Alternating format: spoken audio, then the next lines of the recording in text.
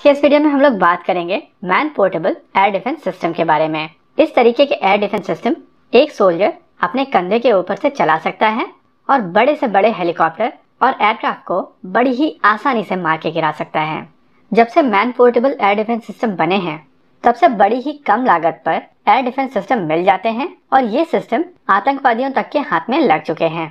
हाल ही में एक न्यूज आई थी कि भारतीय प्राइवेट सेक्टर कंपनीज ने गवर्नमेंट ऑफ इंडिया को अप्रोच किया है और उनको कहा है कि देश की प्राइवेट कंपनीज देश में ही एक इंडिजिनस सिस्टम बनाने की क्षमता रखती है और इसीलिए इन कंपनीज को यह मौका देना चाहिए और जिसके लिए इनिशियल फंडिंग भारत सरकार से मांगी गई है। अगर भारतीय प्राइवेट सेक्टर कंपनीज को देखा जाए तो भारतीय प्राइवेट सेक्टर कंपनीज के पास में इस तरीके के सिस्टम को बनाने के लिए बिल्डिंग ब्लॉक्स पहले से हैं। भारतीय प्राइवेट सेक्टर के पास में सीकर टेक्नोलॉजी है। कई कंपनी अपने man portable anti tank guided missiles पे काम कर रही हैं और कई कंपनियों ने विदेशी कंपनियों के साथ जॉइंट वेंचर्स किए हैं जिसके तहत उनके पास कुछ टेक्नोलॉजी आई है। इन सभी टेक्नोलॉजीज की मदद से भारतीय प्राइवेट सेक्टर कंपनीज बड़ी ही आसानी से कम समय में एक very short range air defence system बनाने में सक्षम है और आत्मनिर्भर भारत इनिशिएटिव के तहत उनको ये मौका मिलना चाहिए। भारत के ज्यादातर मिलिट्री मॉडर्नाइजेशन प्लान करगिल युद्ध के बाद शुरू हुए। ये man portable air defence system भी इन्हीं प्रोग्राम में से एक है। इसकी शुरुआत 1999 में हुई थी और साल 2005 आते आते इस टेंडर को बंद कर दिया गया था। इस टेंडर के कैंसिल होने का कोई कारण नहीं बताया गया था और साल 2010 में इस टेंडर को वापस से रिलीज किया गया था। साल 2010 में जब ये टेंडर रिलीज किया गया था तो इसके कॉम्पिटिटर्स थे स्वीडन की कंपनी साब, इजराइल की कंपनी राफेल, फ्रांस की तरफ से 2 कंपनी इसमें पार्टिसिपेट कर रही थी, थैलेस और MBDA, United states of America की रेथियन, रशिया की तरफ से रोजोबोरॉन और साउथ कोरिया की कंपनी लिगलेक्स। साउथ कोरिया की कंपनी लिगलेक्स, फ्रांस की कंपनी थैलेस और इजराइल की कंपनी राफेल इस टेंडर की क्वालिटेटिव रिक्वायरमेंट को पूर्ण नहीं कर पाई, जिसके बाद ये टेंडर से बाहर हो गई थी। वहीं दूसरी ओर यूनाइटेड स्टेट्स ऑफ अमेरिका की कंपनी रेथियन अपने आप ही इस टेंडर से बाहर हो गई थी और उन्होंने फील्ड ट्रायल्स में पार्टिसिपेट ही नहीं किया था। भारतीय सेना की रिक्वायरमेंट बहुत ही ज्यादा जेनरिक थी।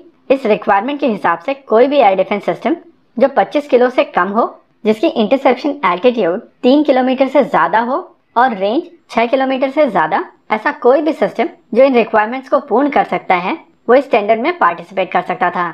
साल 2012 में इन तीनों सिस्टम्स के ट्रायल शुरू हुए राजस्थान की पोखरन रेंज में और उसके बाद कोल्ड वेदर टेस्ट के लिए इनको लद्दाख ले जाया गया।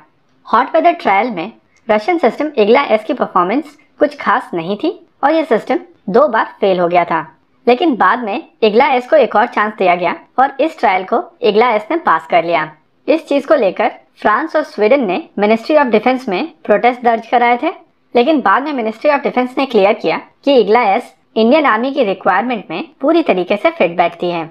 इस बात में कोई दो राय नहीं है कि इग्ला एस सिस्टम फ्रांस के और स्वीडन के सिस्टम से पुराना सिस्टम है और फ्रांस और स्वीडन के सिस्टम इस सिस्टम से काफी ज्यादा बेहतर थे, लेकिन इंडियन आर्मी की रिक्वायरमेंट साल 2010 की रिक्वायरमेंट थी और इसीलिए एक आउटडेटेड सिस्टम भी इस रिक्वायरमेंट के हिसाब से सही था। वैसे इग्ला एस भी बहुत ज्यादा पुराना सिस्टम नहीं है, लेकिन रशिया के पास इस सिस्टम का नेक्स्ट वर्जन आ चुका है जिसका नाम है 9K333 वेरबा।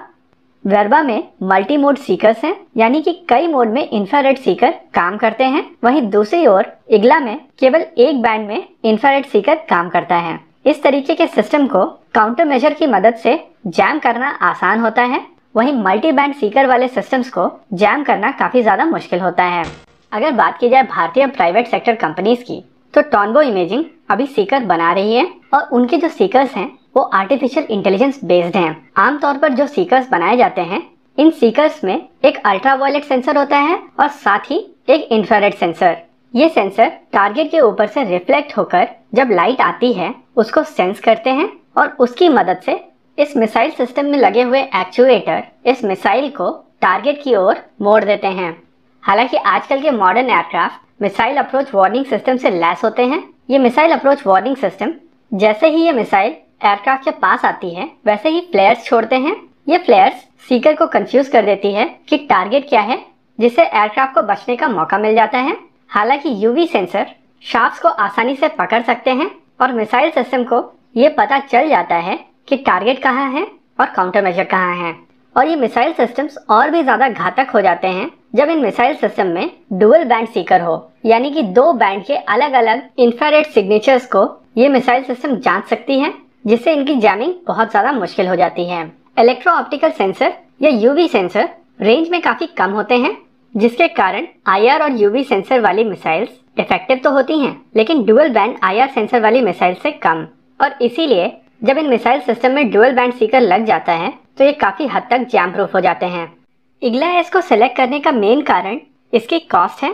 तीनों सिस्टम के कंपैरिजन में इसकी कॉस्ट सबसे कम थी और कॉम्पिटिटिव ट्रायल में इसने सारे रिक्वायरमेंट पास की थी। और अगर लास्ट मोमेंट पर वर्बा सिस्टम को इस कंपटीशन में आने दिया जाता तो कंपटीशन कैंसिल करना पड़ता। इंडियन आर्मी की रिक्वायरमेंट काफी ज्यादा अर्जेंट है और इंडियन आर्मी नहीं चाहती कि ये टेंडर वापस से बंद हो। अभी इंडियन आर्मी के पास इग्ला एम सिस्टम है जो काफी पुराना सिस्टम है और इसी वजह से इंडियन आर्मी चाहती है कि तकरीबन 5000 मिसाइल्स जल्द से जल्द भारतीय सेना को मिले, जिसमें से 2500 ओरिजिनल इक्विपमेंट मैन्युफैक्चरर यानी कि जो कंपनी इस सिस्टम को बनाती है उससे डायरेक्टली खरीदे जाएंगे और बाकी सिस्टम देश में बनाए जाएंगे। वैसे इस डील को कंप्लीट करने में थोड़ा समय और लगेगा। उस हिसाब से इंडियन प्राइवेट सेक्टर कंपनीज को यह मौका मिलना चाहिए कि इस समय के बीच में अगर वो एक अच्छा सिस्टम बना के भारतीय सेना को दे सकती हैं तो ऐसा मौका भारत सरकार को अपने हाथ से नहीं जाने देना चाहिए। वैसे ये रिक्वायरमेंट बहुत ज़्यादा क्रूशियल है, क्योंकि जिस तरीके की कशीदगी भारतीय बॉर्डर्स पर चल रही है, ऐसे में इस तरीके के सिस्टम जल्द से जल्द भारतीय सेना के पास हो तो ही अच्छा है।